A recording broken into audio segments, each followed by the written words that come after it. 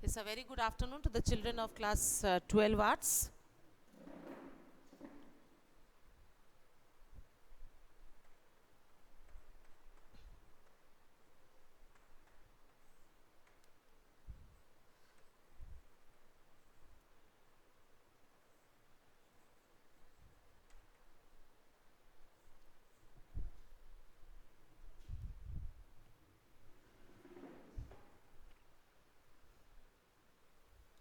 Children, can you hear me?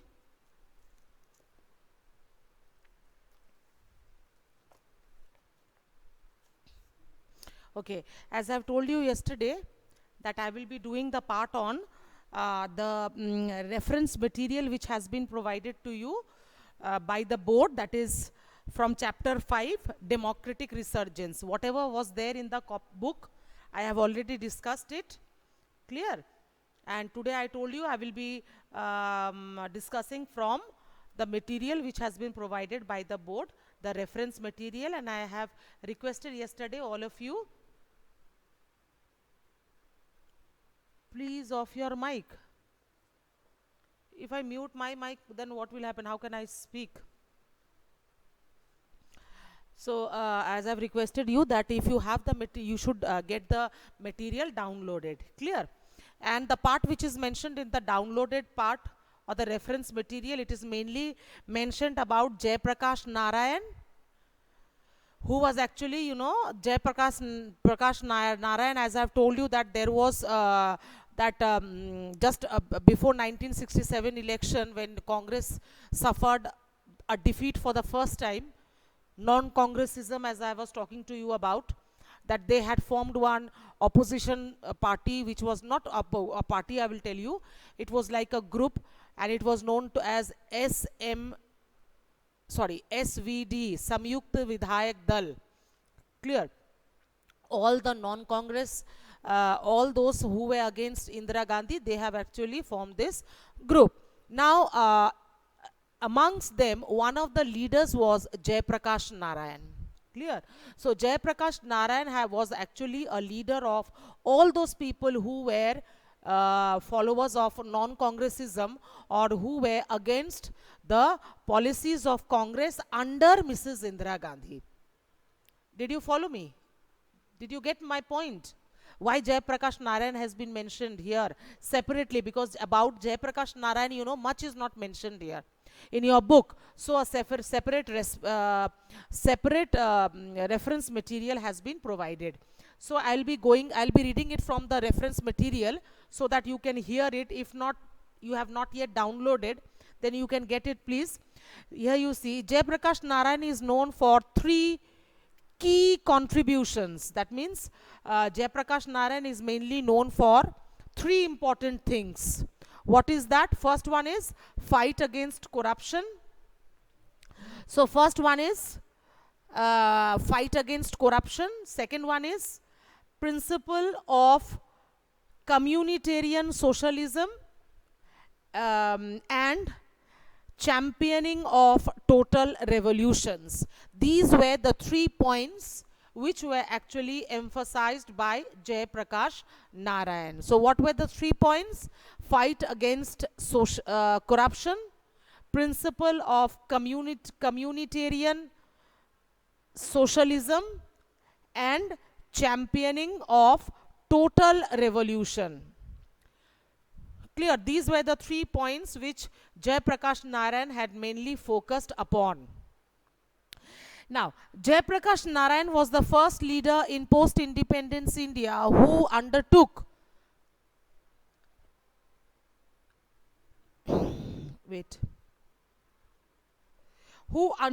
a tirade against corruption through the participation of youth, particularly of Gujarat and Bihar. Jay Prakash Narayan was, he wanted to fight against corruption, and his major strength was the youth. Youth means the upcoming generation, the young people, and mainly of two states. One was Gujarat and another one was Bihar. Unfortunately, this chapter has been removed from your syllabus. That is popular struggles, that particular chapter. You could have understood that in that chapter, that how different revolutions have taken place at different times in Gujarat and Bihar. So Gujarat and Bihar were the main centers. He advocated the office of Lokpal against corruption. Now, this one was, if you remember, one more person, he had actually demanded this particular post of a Lokpal. Can you tell me the name of that person?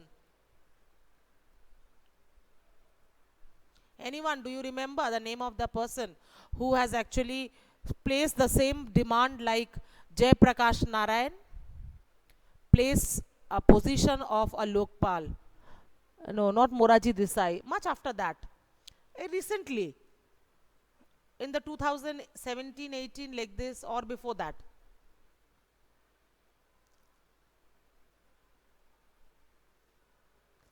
That time you were not so much attached to politics. It was Anna Hazare. You have heard the name of Anna Hazare, isn't it? He had also put forward the demand for the post of a Lokpal. Acha. And the main work of the Lokpal will be what? To assess corruption. That means the main work of this Lokpal will be to find out that what are the corruptions going on within the country. His principle of communitarian socialism. Communitarian socialism views. Acha, sorry. Skip the paper or what? No.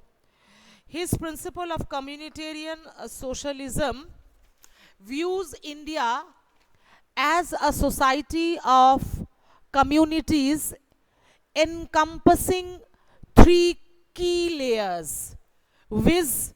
Community, region and Rashtra. Rashtra all combining together as an example of true federation. So here you see, as I've told you, that he has emphasized on three main principles. One was protest against corruption, second one was communitarian socialism, and third one was complete revolution, total revolution. So what was communitarian socialism? What does this mean? It means mainly of three things. What was that? One was community, another one was region, and another one was Rashtra. Rashtra means society. And when you put together all of them, all these three, when you put together, then only what you form is a federation of India.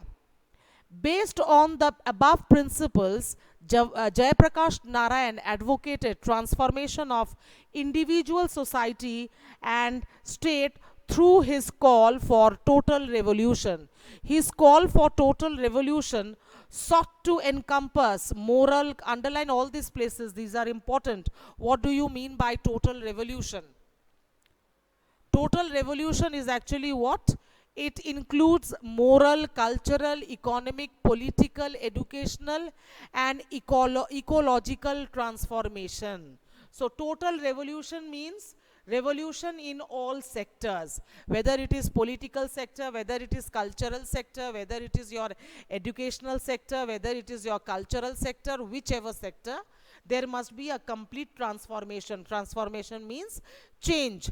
His political transformation included the right to recall the importance of village, mohalla, samitis in democratic politics, and his call for upar ke log to join political struggle for a clean politics in the society. So here you see what were his main focus on, that he made a call that there should be the creation, importance of a village or a mohalla. Mohalla means a locality, should be stressed in a democracy, and all the people who are known as upar ke log. Upar ke log means people belonging to the upper society. That means the people who belong to the elite class. They must also take part in the politics of the country. The essence of transformation, according to Jayaprakash Narayan, revolves around man. So his main focus for the entire transformation was man. Who could be the real catalyst of change in India? So he thinks that the main catalyst means main factor who can bring about this transformation or who can bring about this change is man, that is human beings. And this is true to certain true, this is true, because until and unless we feel that we can bring about a change, it is only the people who can bring about a change. It is not that one night we slept and other morning we and next morning when we woke up we found that everything has changed. It is not possible, isn't it? As independence was also achieved through man. So Jayaprakash Narayan also believed that if corruption can be ended, if all these kinds of transformation in every sector, it can be brought about. And who can bring about this change? It is only and only man, that is human beings within the society. And it should not be the struggle of only one person, of any one individual. It should be the struggle for all. This was what Jayaprakash Narayan has actually stressed upon or emphasized upon. So do you have any problem with Jayaprakash Narayan?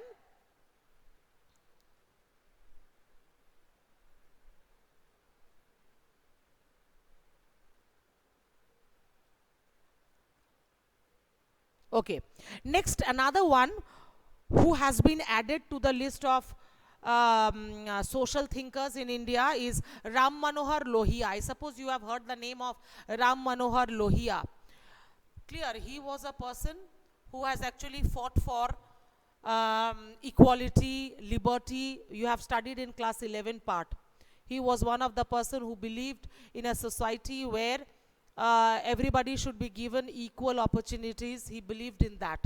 So Ram Manohar Lohia, after Jayaprakash Narayan, Ram Manohar Lohia has been one of the main proponents of socialism in India. Here you see, after if Karl Marx has been a supporter of socialism in Germany or in the other countries of the world, those who followed socialism. So in India, one of those who strongly believed in the principle of socialism, he was no one else but Ram Manohar Lohia.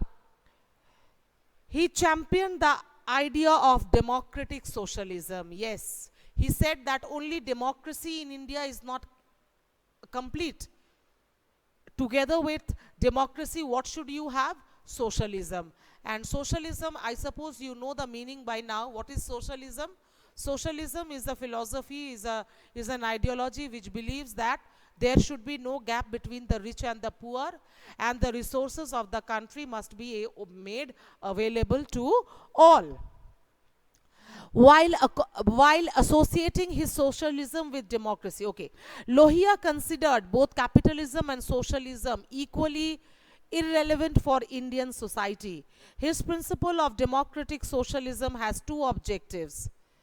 The economic objective is form of good food and housing, and the non-economic objective is in form of democracy and freedom. So here you see, he has not only stressed the idea of socialism, he has also stressed the idea of capitalism also, because we all know that India is a developing country, and together with socialism we also need to some extent of capitalism in India also. Now here you see, you can underline this part, that his main objective of democratic socialism was based on two ideas. One was what? One was economic objective, and within the economic objective, what was included? That all should be given the facility of the basic necessities of life, that is food and shelter. So the first one is what? He wanted that all should get the basic necessities of life, mainly food and shelter. And the non-economic objective was what? That is, there must be democracy and freedom in the country. This was the two objective upon which Ram Manohar Lohia has actually based his idea of democratic socialism. Lohia advocated Chauburja Rajniti, in which he opines four pillars of politics as well as socialism. Dekho. Now here you see Chaubhuj. Chaubhuj means four pillars of democracy. According to him, he believes that politics has four pillars. Chaubhuja of Rajniti, that means four pillars of politics. What are they? Socialism, sorry, as well as democracy as well as socialism. And what is that? Center, region, district and village. That means politics and democracy should be at the central level, at the regional level, at the district level as well as at the village level. All are linked with each other. In fact, all are linked with each other. Why? Because several villages make up a district. A huge district is known as a region, and several regions when put together forms an entire country. Giving consideration to affirmative action, Lohia argued that the policy of affirmative action should not only be for the downtrodden but also for the women and the non-religious minorities. Affirmative action means who gets what, when and how. It should not only be given, according to Lohia, it should not only be given for the backward communities, it should be given to all, even to women and all those people who are backward economically. Based on the premise of democratic socialism and Chaturbhuja Rajniti, Lohia supported a party of socialism as an attempt of merging all political parties. Here you see another attempt of Ram Manohar Lohia. Together with democratic socialism, together with Chaubhuja Rajniti, another thing he wanted to create, it was party of socialism. What is that? All the parties when put together, all should be believing in the ideology of socialism.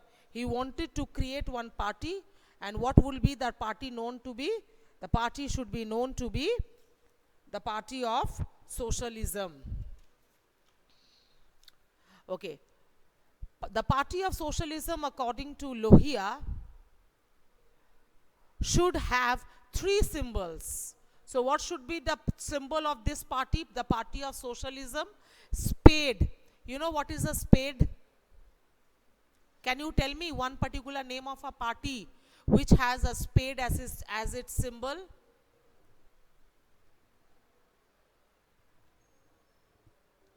You have seen this symbol many times. Spade. What is a spade? Anybody of you know what is a spade? And can you just tell me that what does spade, to whom does the spade represent? Whom does the spade represent? You have not seen that. You have seen this particular thing. Sorry, I've taken a pencil. It is like this, you know.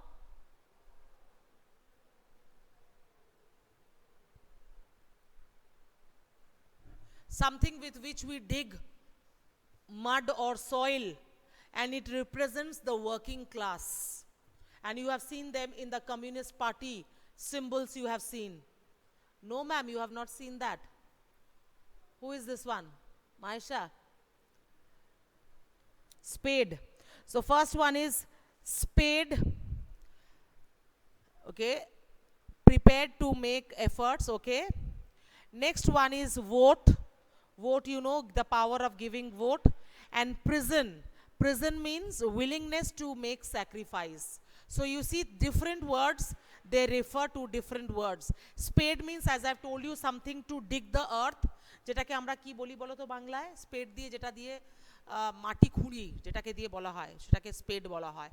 স্পেড মানে to make efforts, এটাকে কি বলা হয়? কি বললে? কোদাল। Very good. Yes, কোদাল। Spade symbolizing what? Preparing to make effort. Vote means what? Power sharing, giving to vote, giving of votes. And prison. Prison means not putting into the prison. That means for the sake of your country, you will be ready to go to the prison also. That is to make a sacrifice. Clear? What should be the sign of or the symbol of the party of socialism according to Ram Manohar Lohia? Another one in this group is Deen Dayal Upadhyay and integral humanism. You see the names of different socialists, socialism, different socialist thinkers. All of them are important. Deen Dayal Upadhyay. I suppose those who have Hindi as a second language, you have heard the name of this person. And what was his theory based upon? His theory was based upon integral humanism. Pandit Deen Dayal Upadhyay was a philosopher, sociologist, economist, and politician. The philosophy presented by him is called integral humanism, which was intended to present an indigenous socio-economic model in which human being remains at the center of development. Here you see integral humanism, which means that what he wanted to develop a model of indigenous social economic development. What do you mean by indigenous? Indigenous means, as you call in Bengali, deshi. Deshi means of that particular nation, not borrowed from outside. Not borrowed from outside. একদম যেটাকে আমরা বলি না দেশি, ওটাকে বলা হয় indigenous. So he wanted that the model of development which should be followed in India should be an indigenous social model, and the main center of this development should be the human beings. So it is known as integral humanism. It supports sustainable consumption of natural resources so that those resources can be replenished. You have studied this. He said that, you know, nature is full of so many resources and India is one amongst them, isn't it? So many natural resources we have. And what he believed, very good idea he had, that we must use these resources, not misusing it. That means we should use it to that extent, to what extent we need it. Not that we have used it and everything has come to an end, as what is the case now. What has happened? We have used the resources to such an extent that some of the resources have completely become exhausted. But Deen Dayal Upadhyay, he did not believe in that. That nature has given us resources, we have to use it in that way where that much what we need. Acha. Integral humanism enhances not only political but also economic and social democracy and freedom. And it seeks to promote diversity. It is best suited for a country as India, as diverse as India. Yes, he felt that integral humanism, the theory which he followed, it is mainly best for a country like India, which is so diverse in nature. The philosophy of integral humanism is based on the following three pillars. You see, what are the main three pillars of his theory of integral humanism? Primacy of whole, not part. That means all are important, not any particular part. Supremacy of dharma, and autonomy of society. These were the three principles upon which his theory of integral humanism was based. Pandit Deen Dayal Upadhyay opposed both Western capitalist individualism and Marxist socialism. As I've told you, he believed in indigenous social economic development. He did not believe in a concept which was borrowed from abroad. So he was against the capitalist model as well as the socialist model, got out from the other countries. According to Deen Dayal Upadhyay, capitalist and socialist ideologies only consider the needs of the human body and mind. They are based on materialistic purpose, whereas spiritual development is equally important. Yes, this is the reason. He said that capitalism and socialism, it is mainly based on material development of the people, material development. Apart from material development, there is another development which is very much important for human beings, and what is that? That is spiritual development, and spiritual development can be brought about by humanism. This particular word is very important. Acha. Basing his philosophy on the internal conscience, pure human soul to be called chitti. Chit, as you call in, chit means hriday, hriday. Pure human soul, or as you call it, चित्ती, माने चित, as you call it in Hindi, चित, मेरा चित ये कहता है, हृद ये कहता है, that one. Deendayal Upadhyay envisaged a classless, casteless and conflict-free social system. So he wanted a society which will be without any caste, without any class, and without any kind of social system. Clear? Let it be up till here today. Tomorrow one more part is left, which I'll do it tomorrow, and I will give you the questions also from this chapter, as well as I have told you one more thing. And what is that? I've told you that I will be giving you the page numbers for which you must have to study. Clear? So you must have to keep both the books in front of you tomorrow. Clear to all of you? Okay, thank you very much.